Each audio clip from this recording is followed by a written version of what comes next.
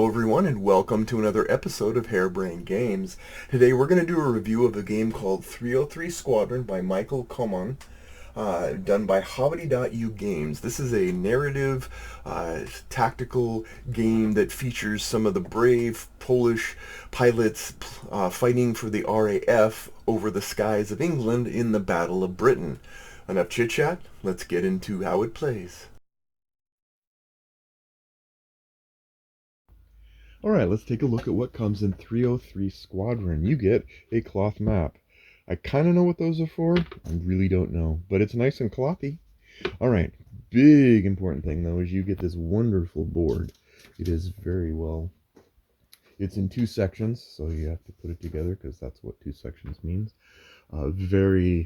Just the artwork. There's England, there's the channel, there's France. Ugh. And it's divided into major sector areas and then areas of irregular shape. And then turns out these circles are also technically areas that will be important as you handle movement.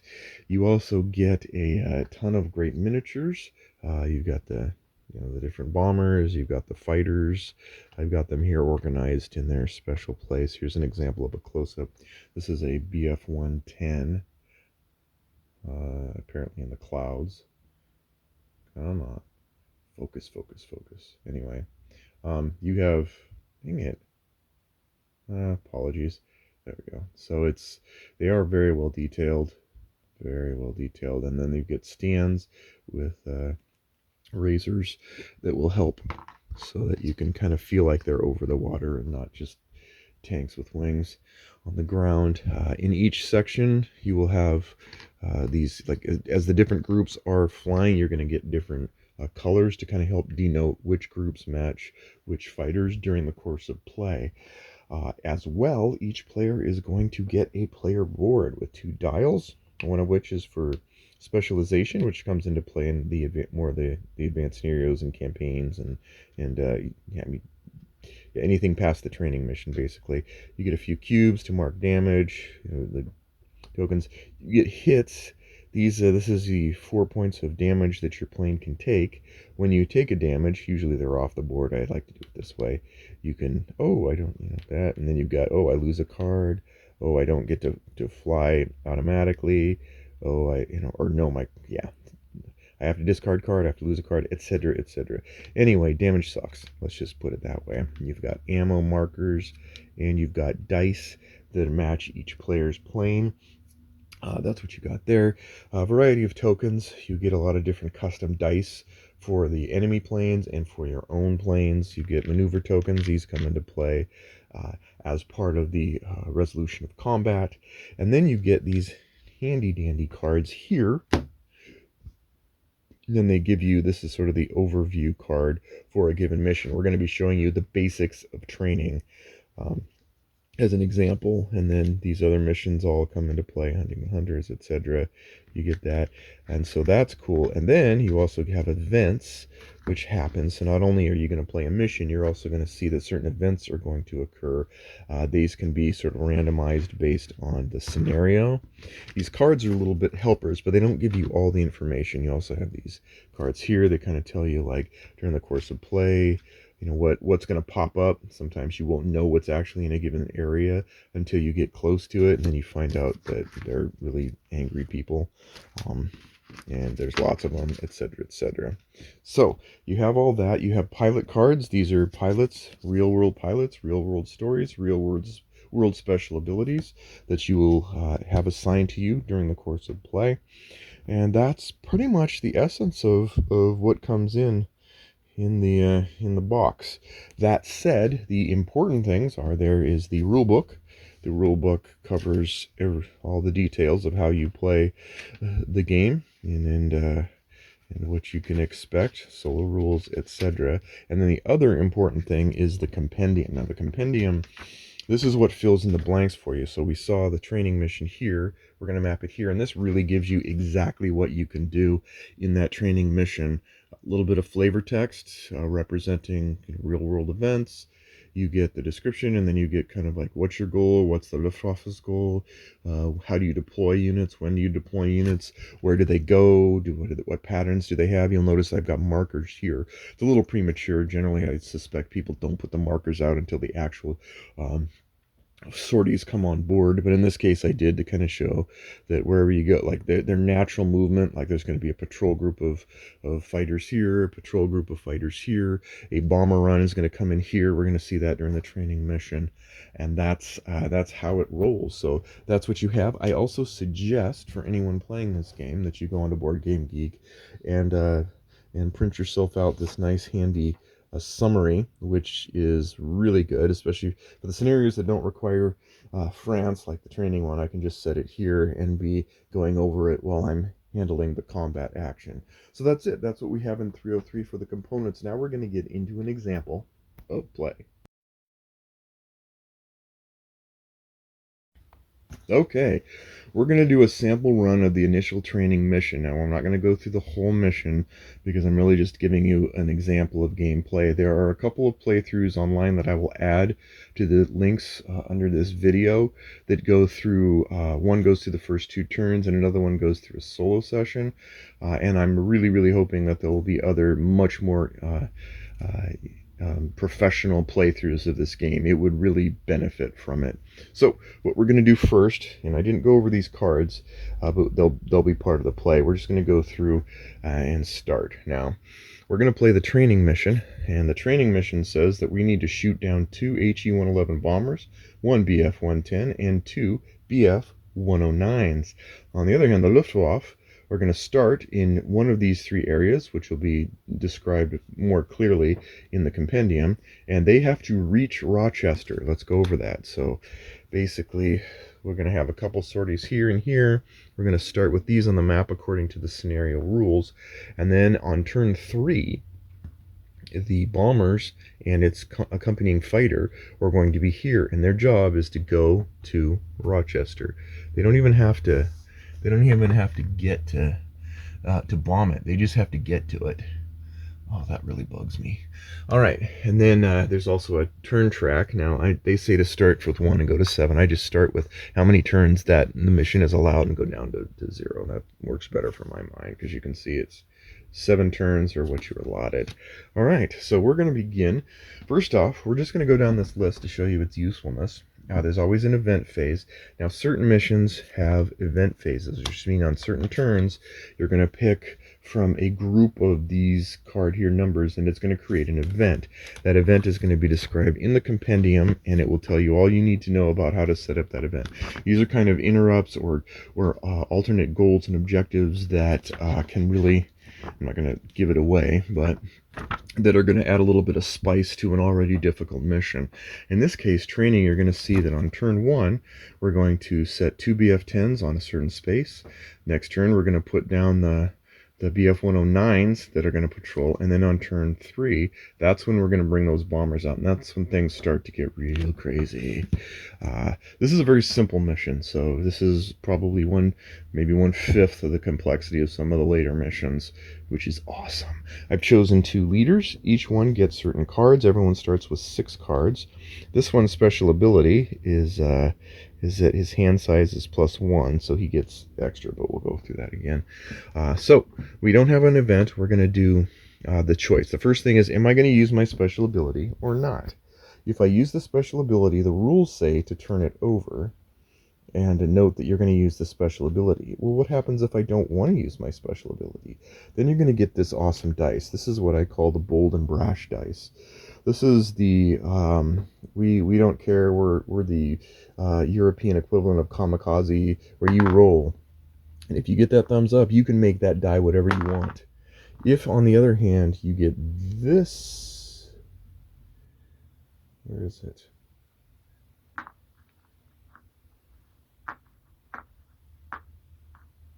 There we go. There we go. If you happen to roll that, you instantly take 2 damage. In other words, there's a risk-reward factor. So anyway, so you got that. So I've chosen to not use that dice because I like the advantages here that my pilots are going to give me in combat. That's pretty cool. They're going to start over here. This is where the scenario instructions commanded that I place them, is that they start in A6, so they get back to the A6. All right, so then the first thing we do is draw 2 combat cards. Now, combat cards I'm going to go through now. So we're going to draw, let's actually put that there. We'll start with 6. I'll just show you. So we draw 2 cards, and these are normally not revealed. You have them in your hand. So you're going to draw 2 cards, and then you're going to have to discard down to your hand limit. Now that is ammo, which starts at 4, plus 2. So 4 plus 2 is still 6. And so he's going to decide what to do. Now, why would I decide one or the other? Well, let's go over the anatomy of a card. There's a lot going on here. You've got the cards have lots. They get used in different purposes. So this on the left means that you can bolster your movement. So you always get 1 move unless you're damaged in a certain way. You always get 1 movement, and then you can also add 1, 2, 3 more movements. So you can fly across to get to somewhere you need to go. That's what matters for that. This is for support. These symbology in the middle is for support that basically says, oh, yeah, I want to help someone else out in combat. Again, we'll go over that later. And this is for counterattack, which is a separate phase where everybody that didn't actually actively enter into a combat this turn, all the enemy planes, they're going to try and hit you anyway in what's called a counterattack. This will help you mitigate that somewhat. Then you have these icons, and these icons stand for certain things. This means like hits for 1 damage. You also have a place to put one of your dice, because that's how you use the card. And then there's a possible special ability that you can use as well as part of the card. So these cards, there's a lot going on these cards. Yeah, so there's that. And so I'm going to go ahead and just ditch, let's mindlessly ditch a couple, because I'm just showing you how this works. So now we've got 6 cards for you. Let's just 6 cards for you. Now we're happy. Now we have movement, and it's players are going to basically, they can all do this phase quasi simultaneously. Everybody gets 1 movement, and you can go from area to area. Now to get to the enemy, 1, 2, 3. I have to go at least 3 to get to these BF-110s that are patrolling and being mean to my brethren. So if I discard this card instead of using its ability, I can go for my blue. I can go 1, 2, 3. Now it's good to travel in packs, and so we're going to see if we can simulate that as well, and we will. We're going to go ahead and do this, and we're going to discard this card, and go 1, 2, 3. There we go. All right. Nice. All right, so we've done our movement, and you can do other things during the movement phase. You can disengage, which costs extra movement if you're in the middle of a firefight when your turn starts. You can withdraw, which is a special ability to kind of remove that pilot and add a fresh new one into the fray. Recon, if you've got like certain areas where you don't know what the units are, but you want to sort of do a recon to find out what they really are. You can land at an airfield for, and there are a couple there. There's one in Northold. There's another one down in Biggin Hill. Yeah. And if you land at an airfield, you can heal up and repair and add ammo, etc., etc. So anyway, we get to the fight phase. Now, fighting is interesting. Fighting is all the fun. Fighting is all the rage. Let's do a combat round. This is how combat works. There are two instances of combat occur when you fight. You have, well, they call them rounds. Let's call them what they are, rounds. So we're going to take this yellow plane and here, and we're going to take this BF-110, and we're going to have them fight each other.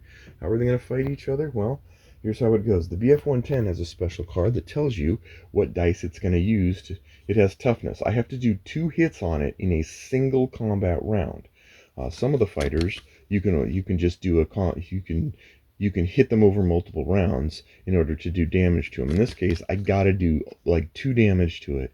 And it takes a red dice, a white dice, and a black dice for every 2 of its brethren for each BF-110 on this area. Plus, well, for each BF-110 on this area, yeah. So 1, 2, and then 3, 4. Oof. Yep. Eek, eek, eek. So yeah, for each BF-110 on this area. Eek! Alright. So we got 1, 2, we've got 4 dice. Then we're going to take our dice. More dice. And we're going to roll these babies. Whee! Oh, that's good. That's very good. Okay. So we've done...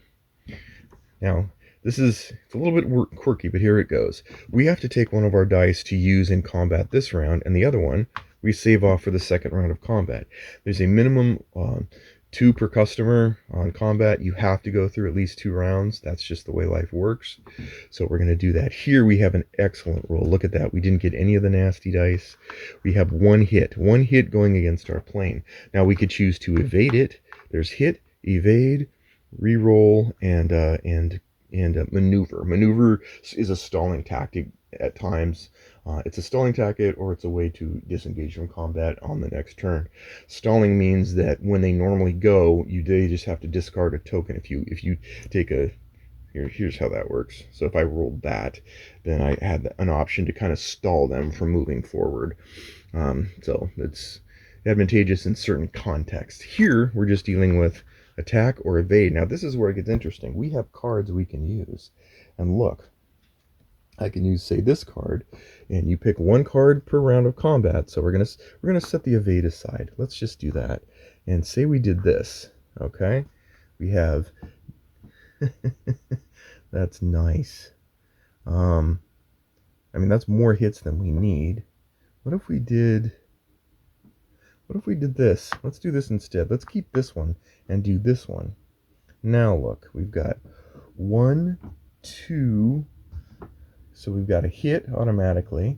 We've got gain an extra hit, and then each maneuver cancels 1 evade from the Luftwaffe, but that's not relevant here. So we can evade it. We can do 1 damage, 2 damage, and that's actually enough to take it out. But we're going to show something else. What if it wasn't? What if, say, we played a different card? Let's show you. Yeah, what if I did this and that instead? Now, why would that work? Well, I get to evade, so I'm going to evade this damage. I'm going to hit for 1, and then for each set of this, you gain 1, but that's not relevant. But what if I want to call in help? I need help. Well, that's where support comes in. Any other player, one time during your combat, in round 1 or 2, not in both, can choose to go, how can I find 3 symbols to help out?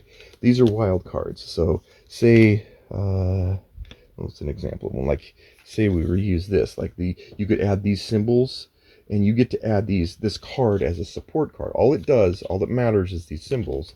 You add it in here, but you have to have 3. You have to do sets of 3. So in this case, 2 wild cards plus a combat card means that we've done 2 damage. So we've got 1, 2 damage, plus we evade, which means we have just taken this plane and we have destroyed it.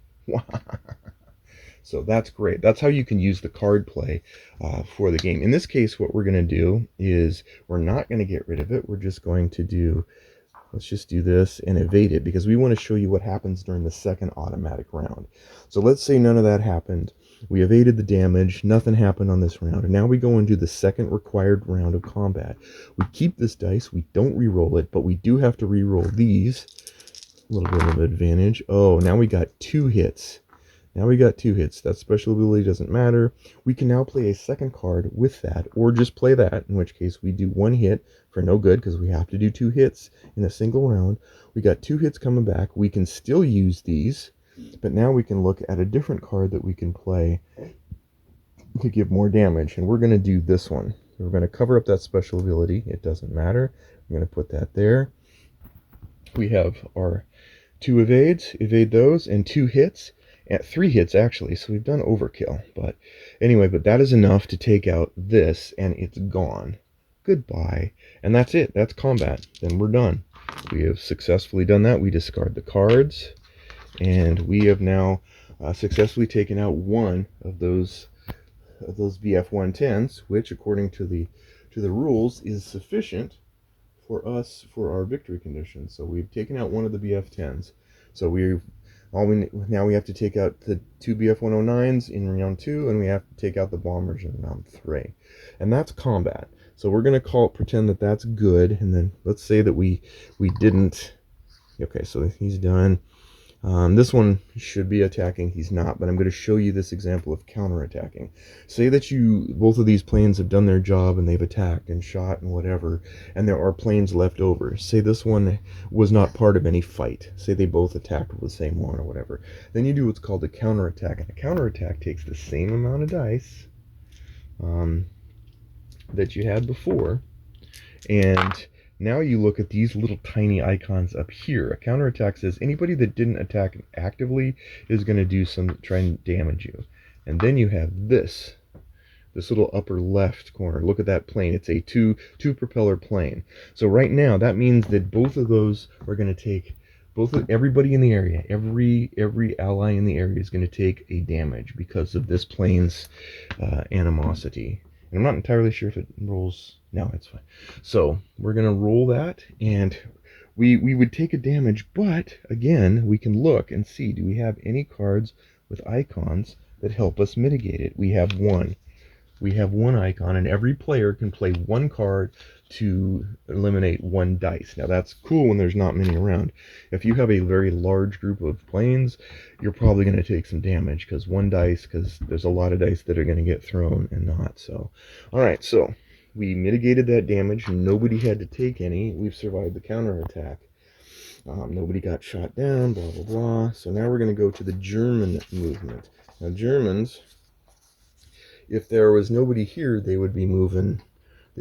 They would just continue to move here, move here, move here. This is their patrol road. But because they have something in the area to actively attack, they're not going to move anywhere. For the bombers, when they come in turn 3, and I didn't show this, but the bombers are a little bit special in that you'll see like their HE-111. It takes a lot to take them down.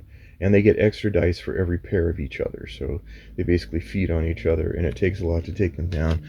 Turn after turn, they're going to make them go from here, they're going to go here, they're going to go here, and they're going to go there, and they win if they get there. So this makes it interesting for our allies to have to go in, do as much damage as possible, avoid damage as much as possible, and try and keep them at bay. Again, this is a very simple training mission, so there's a lot of extra details that you're going to learn as you play this game more and more. And finally, once they've done their movements, pretend they all moved and such. Moving on. Again, don't look at this as indicative of a playthrough. It's not a playthrough. It's here's how the game is played, and here's some interesting things about it. So reorganizing is when you get to, if you had landed, you could refuel, refit, etc., etc. You check for wind conditions. The Luftwaffe in Rochester? No. Have you shot everything down you need to? No. Then basically you just lather, rinse, and repeat. You go down to turn 6 and you start the ball rolling again. That's the basic sense of the core elements of 303 Squadron. Now let's get into my final thoughts. Okay, my final thoughts on 303 Squadron. How did I like it? Well, let's talk about it. As always, I like to go through the cons first. So let's just deal with that. I would say that the biggest con that this has right now that I ran into was the manual, the rule book. Now, don't be fooled. It's not necessarily that it's a content problem or that it's an organizational problem. It's almost like it's more of a course presentation problem, at least in the English translation. There are several places where it's coarsely worded in ways that leave gaps in understanding of what to do. For example, the manual talks about the sectors and the areas, and then the circled regions, it says always have a letter and a number. Well, that's not true. Over the water they do, over the land they do not. So I had to go figure that out. Yes, they are regions, whatever. Small thing, but for someone who's trying to really understand and really map the rules to the presentation, that could trip someone up. The cost to land is 2 movement, but it's a little unclear whether that meant you have to take a movement to go into the circled area inside a sector or inside an area and land or not. Again, just a small thing that could have been easily solved by being much more clear. Bombers attacking targets, that was a tricky one. They're supposed to hit one target and then return home. Does that mean they hit once and then the next turn they just head home? And what does hitting home mean? As it's been explained, you actually the bombers keep hitting their target until they destroy it, and then they return home, which means taking them off the board. Can you be attacked while landed? That was something that wasn't made clear. What happens if an ability gives you an extra combat? It's not clearly defined what that means. If you're out of ammo, how does combat work? That is actually explained, but it's explained in the back of the book, which was why some people probably couldn't find it. Counterattacking is a different step of combat, and that there's some confusion on what that means. When you go back and reread it after it's explained, it becomes clear, but again, it might have been easier. There might have been better ways to explain the counterattack phase and how it differs from your active combat phase. Maneuvering is, in my opinion, kind of grossly overcomplicated for what it is. Once you figure it out, it's pretty simple, but at the same time, it's like, it's sort of, it's more difficult than it needed to be. Special ability of pilots, that was a tricky one. Now here's the thing, like, this is the thing that tripped people up. So the rule is, if you're going to use your special ability of your pilot, you flip that card over to note that you're going to use that special ability, and then you have a special dice that you can roll instead that's more powerful than the ones you normally get. So to understand, you can see the card with the pilot and the special ability, and if you want to use that, you flip it over so you can't see the pilot or the special ability to know that you want to use that pilot special ability, and then get the die. And that's just counter to me, like, that's silly. How about this idea? How about if you want to use the pilot, you keep it face up to note you want to use it. You can see the special ability because it doesn't always instantly activate. And then if you don't want to use the special ability and you want to use that special die instead, you flip it over because it doesn't matter anyway this turn, and then you get the special ability. It seemed very opposite to me, because you shouldn't hide information that you want to use if you're going to use it, and then show information if you're not going to use it. So that was kind of an example. I'm like, that's a little weird. Now, these are all sort of things where if you're kind of a wing it person and you're like, you know what, there's a little ambiguity here, let's just figure out some cool ways to play it, we'll just make our best guess, and do our best, you're going to be fine. This is there's nothing here surmountable. There's a lot of little gaps in places, but none of it is essentially like, oh, it's broken or anything. Nothing like that. If you're a detailed person, it's going to be more of a problem because you're going to want, like me, I want to play it right. I don't know exactly what happens. I want these gaps. Another thing that would have helped is you have the rule book, you go through it, and then you have, at the end, you have solo information and some variants and stuff, and then at the very back there's a FAQ that answers several of these questions. But here's the thing, like, if you're going to do it, like, you should take several of those questions in the FAQ should have been put in the rule book right where they matter, right where that question's going to come up. Example, if you're going to go into combat, move your ammo marker down one, and then have a little inset box that says, if I'm out of ammo, I'm going to do this. Have it explained right there where that question is right in the mind, instead of going, I don't know what to do. Yes, someone can flip all the way back to the very obscure, not really obvious, like, FAQ place. If you're going to have a FAQ inline, it is basically what I believe would have been a better solution. The two reasons why I think it's important more for 303 than other games for having that sort of precision is that this game is not... This game has a table presence and a charm that's going to appeal much more to more than a hardcore war game would. I know this from a fact because when I've set this up, at game stores and stuff, playing it, and people walk by, they're attracted to it. It's a looker. It's fun to see. It looks like something really entertaining, and so those people who might be gravitated toward are going to be tripped up by this more than say the backers, who are like, we're aware of BGG. We know how to, like, figure out what the rules are. We're fine. And two is the fact that you need to understand how the rules work, because those core rules are a baseline for a scenario-based.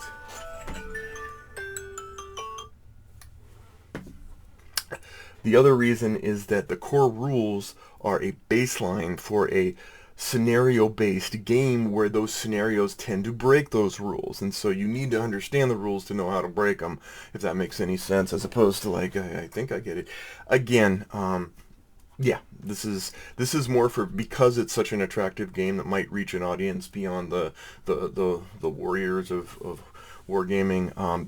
It's something that might be considered, say, if they ever do a second printing. The other thing is combat is is actually trickier to explain than it is to execute. You've got your dice, you've got your cards. The cards have icons, the cards have slots for the dice, the cards have abilities. The combat has a two-phase step. The multi-use nature of these really, when put together and coupled with sort of the maneuver exceptions with the maneuver tokens and stuff, it really was more confusing than it really needed to be. That's the thing that really tripped people up. Once they understood the combat flow and figured out those, like, oh, you use everything from round one to round two except for this and that and stuff, it almost needed kind of its own little flow chart, which I believe one is up on Board Game Geek anyway. But and then you got the tokens for multi-use for now or later. I've got the tokens. Do I use them to put on the plane? Do I use them to put on my player board for the next turn or whatever? It could have been explained more directly, at least in the English translation, in a way that I think would have helped to not trip people up or caused so much of a hurdle to leap to get to the fun part of the game. The special abilities are also not entirely precisely worded, so there was some confusion, like, what does that mean? I don't, like, two for, yeah, again, it's a precision thing. It's a precision presentation thing. Yes, the information was correct. Had it been presented in a more precise way, it would have avoided some of the confusion that I had, especially teaching some of the people that were coming in going, this looks really cool, but I'm not a guy who's used to 50, 60 hexes on a big map. I'm not going to play Dark Summer and then come over here. The support the support system where you're actually playing your cards to match icons is cool. A tad bit esoteric. The cards themselves, I wish you look across and you're like reading a diary entry for Osiris. If you don't know what you're doing, you're like, here's all these strange icons all in a row, and there's a little bit of spacing in between them. I would have liked to have seen some sort of maybe a box, a shaded box, just darkened slightly to be able to know, this left is for maneuver, this middle is for support, this right is for counterattack. There are ways to have relayed that a little bit better, I think. So the big thing is this game kind of falls into the trap of what I call the Tortuga trap, which is one of my favorite lines in Pirates of the Caribbean, one of my favorite movies, is that Tortuga is the island that can only be found by those who already know where it is. And I think from a rules perspective, a lot of this information was probably in the heads and fully aware of the people closest to the game, and so they didn't really think someone with vanilla eyes might have some need to have more precision and to not kind of leap over the things that your mind kind of takes for granted. But that said, with those cons, there are some very pronounced mitigators to that. One is that, when it comes to rules, this is a one-time pain point.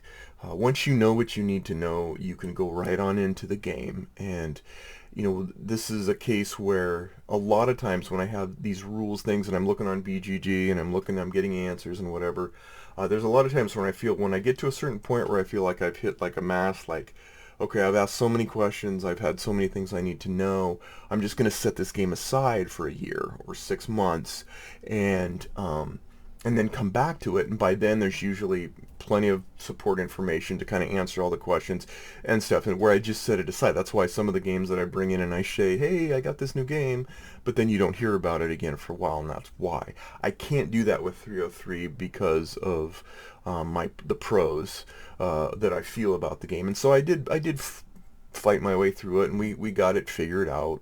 Again, I'm not a dummy, and so we were able to figure out what we needed to know. The other thing is that, when you have an active designer on Board Game Geek who really seems as interested in teaching the game as I am in learning it, that covers a multitude of misgivings at all. I mean, you have just a tremendous amount of support. The designer has been through the entire process from Kickstarter to post-release, been answering questions, been working really hard to strive to answer the questions as best as possible, providing examples all over the map. And so for people, the backers and the avid board gamers, you're not going to have a problem with any of those pain points. I speak to them mostly because a lot of the audience on this channel are casual people who don't necessarily have this ravenous desire to be on Board Game Geek every 37 seconds and such. And so for them, I wouldn't be able to say, hey, you see this at a table, it's cool, go buy it.